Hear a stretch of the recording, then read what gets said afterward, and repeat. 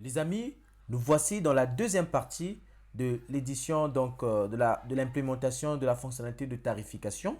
Nous allons ici travailler sur notamment l'ajout d'un tarif par rapport à cet article et nous allons travailler sur l'édition, donc la mise à jour d'un tarif qui a déjà été ajouté. Donc si vous êtes ici pour la toute première fois, je vous prie de vous abonner. Autrement, eh bien, likez, partagez et pourquoi pas dans le bloc de commentaires dire un mot, peut-être une suggestion de tuto, un mot d'encouragement, c'est toujours bien. Alors, les amis, sans plus tarder, on se rend sur nos éditeurs de code. Je suis sur Visual Studio Basic, donc voilà, Visual Studio Code, c'est ce que nous allons utiliser, pardon, j'ai dit c'est Visual Studio Basic, oula.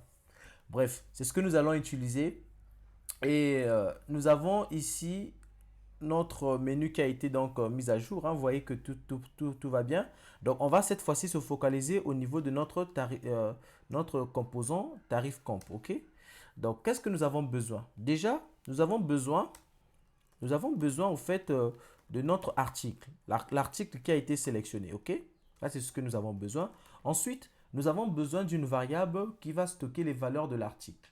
Donc, je vais l'appeler les valeurs du tarif plutôt, new tarif. Donc, notre variable par défaut, hein, on va utiliser ici les tableaux. Donc, ça sera un false, ok? Qu'est-ce que je raconte? Ça sera un tableau. Bah, bref. Alors, nous allons également utiliser ici, donc public. On aura aussi besoin, rappelez-vous, donc ici, lorsqu'on clique sur ajouter, juste au-dessus, je vais afficher un formulaire d'ajout d'une durée horaire. Donc, on aura besoin d'un bouton qui va nous dire que on a bien et bien cliqué sur le bouton ajouter. Donc, je vais aussi créer ce bouton ici là. Add tarif. Ok, ça va porter peut-être confusion. Is, on va dire is add tarif. Par défaut, c'est à false. Ok. Voilà les amis, ce que pour l'instant j'ai besoin. Donc, c'est tout ce que j'ai besoin pour l'instant. Ensuite, j'aurai besoin de la fonctionnalité. Donc, le protected function mounted.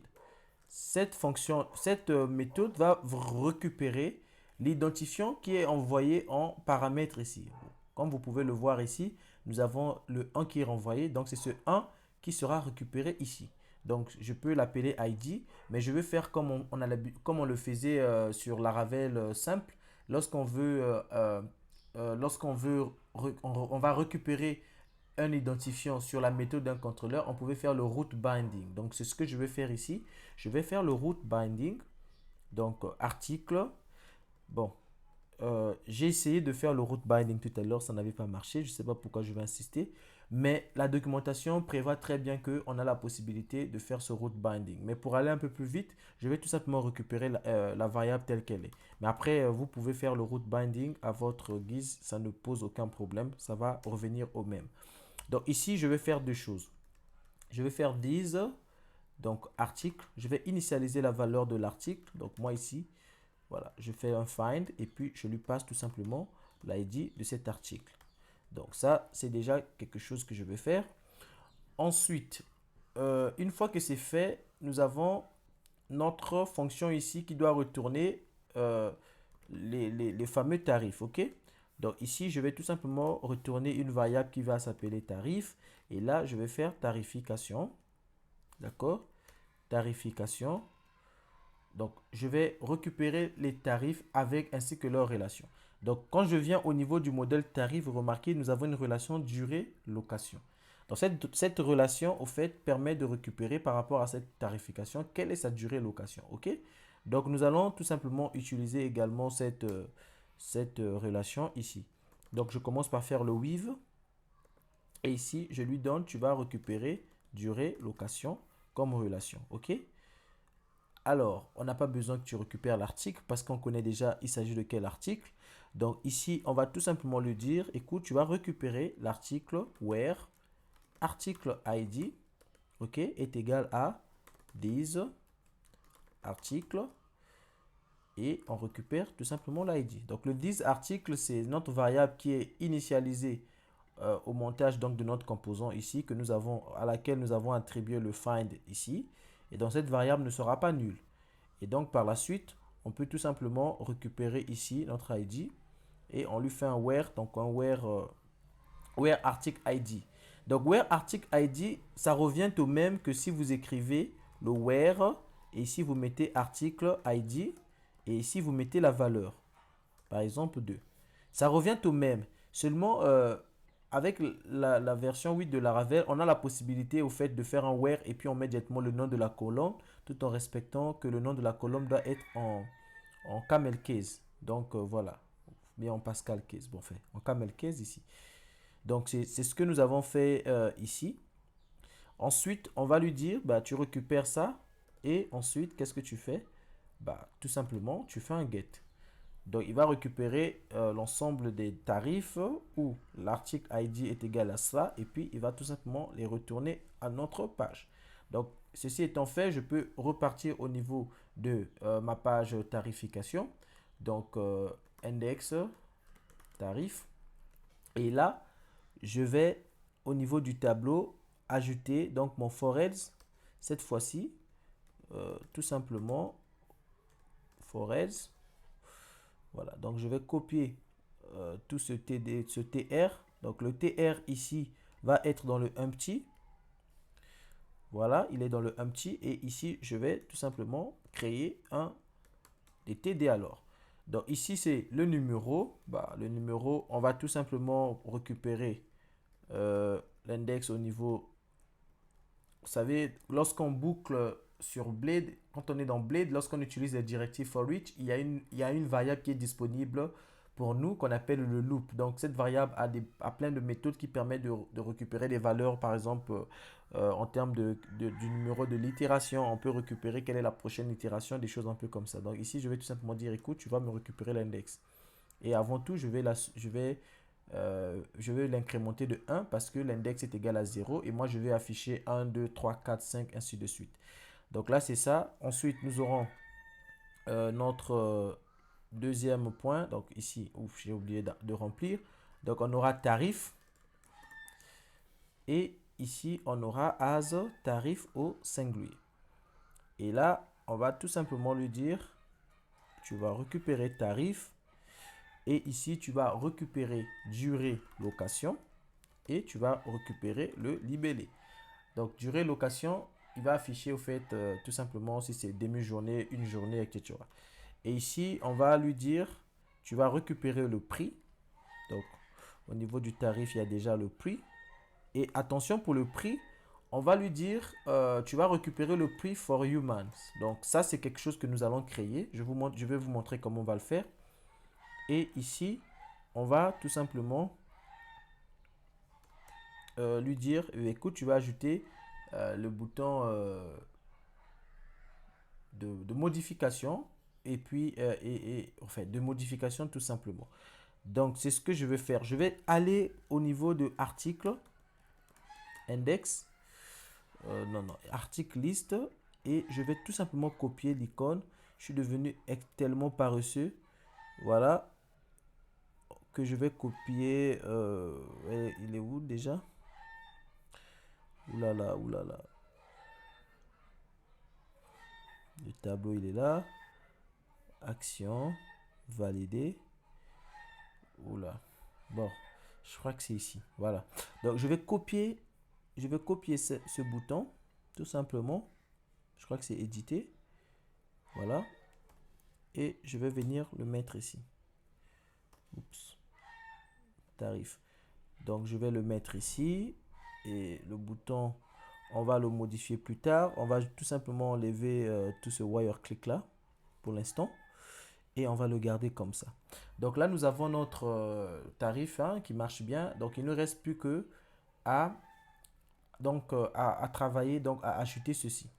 Alors, Laravel nous donne la possibilité, donc au niveau de notre modèle, d'ajouter ce qu'on appelle par des attributs. Ok, on peut changer au fait des accessoires, ils appellent ça. Donc, public fonction, on peut dire get prix for humans. Ok. Donc, à la différence de ce qui est ici, on met prix minuscule for humans. Donc, de l'autre côté, De l'autre côté, ce que vous allez faire, lorsque vous écrivez de cette façon, ici, vous allez mettre juste un get avant. Et au fait, tout le nom est en camel case. Donc, prix de l'autre côté était en minuscule, mais parce que nous sommes ici dans un mot, un nouveau mot et qui est en camel case, donc la première lettre de P se met en majuscule. Donc, de cette façon, Laravel comprendra, lorsqu'on va écrire de l'autre côté, prix for humans, il comprendra qu'il s'agit de cet accessoire. Donc, les accessoires, ça permet au fait d'accéder à des propriétés. Il peut arriver qu'un objet eloquent a, par exemple, dans sa colonne, une certaine valeur et tu veux le formater différemment. Donc, on utilise les accessoires pour cela.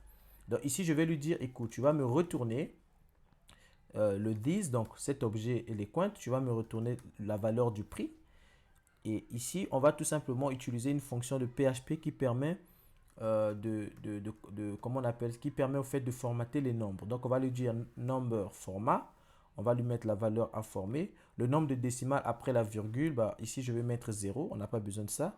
Ici, je vais dire quel est le séparateur des décimales. Bon, le séparateur des décimales, puisque je n'ai rien mis, mais par défaut, ça sera une virgule. Et ici, je vais lui dire quel est le séparateur des milliers. Donc, je vais juste mettre un espace ici.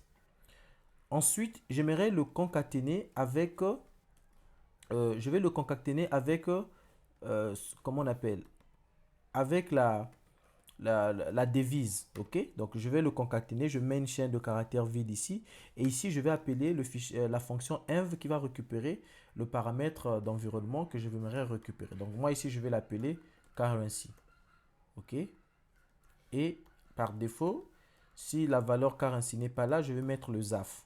Donc, ce qui va se passer, c'est quoi? Eh bien, donc au niveau de notre fichier environnement, on va ici venir ajouter currency à ce stade. Remarquez, on a ajouté currency ici.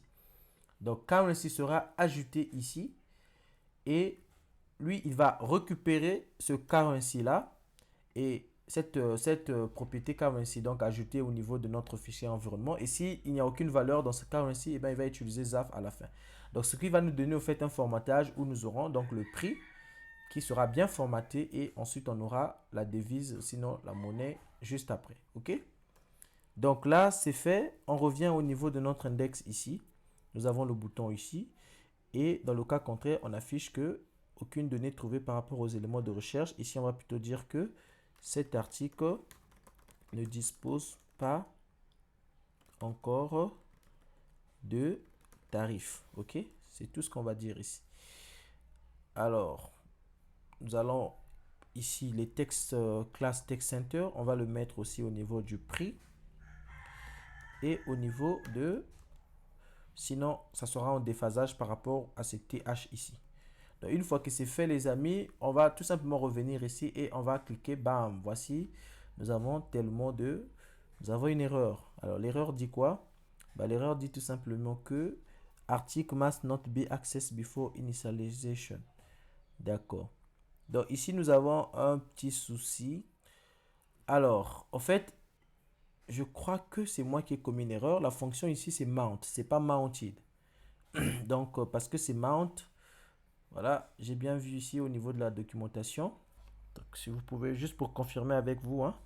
Donc, on a le mount, c'est le mount, ok? On a le mount. Donc, c'est ce que nous allons utiliser. Bah, je vais garder aussi la documentation allumée. Donc là, si j'actualise ma page, j'actualise, pas grand-chose. Article ID. Excusez, on va faire un DD.